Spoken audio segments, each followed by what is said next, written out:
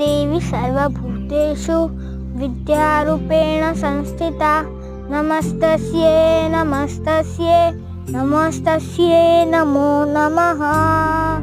સર્વભૂતોમાં બિરાજેલા માતા સરસ્વતીને વંદન. આજે માતા સરસ્વતીનો પ્રાગટ્ય દિવસ છે. આપણી ભાષામાં કહીએ તો જન્મદિવસ છે. વસંત પંચમીના દિવસે વિદ્યા, બુદ્ધિ અને જ્ઞાનના દેવી સરસ્વતીની પૂજા થાય છે.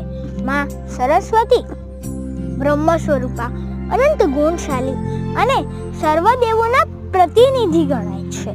જેની ઉપર માં સરસ્વતીની કૃપા હોય ને તે વ્યક્તિ જ્ઞાની અને સર્વ વિદ્યાઓમાં પારંગત બને છે. કારણ કે આ જ દિવસે માં સરસ્વતી વીણા હાથમાં વીણા, પુસ્તક અને માળા લઈ પ્રગટ્યા. એવી માન્યતા છે કે આજના દિવસે જ ભગવાન શ્રી કૃષ્ણએ પ્રથમવાર માં સરસ્વતીની આરાધના કરી હતી. ત્યારથી જ વસંત પંચમીનો પર્વ ઉજવવાનું નક્કી કરાયું છે. માં સરસ્વતી વિદ્યાનું પ્રતીક છે. તેમના હાથમાં રહેલું પુસ્તક જ્ઞાનનું પ્રતીક છે.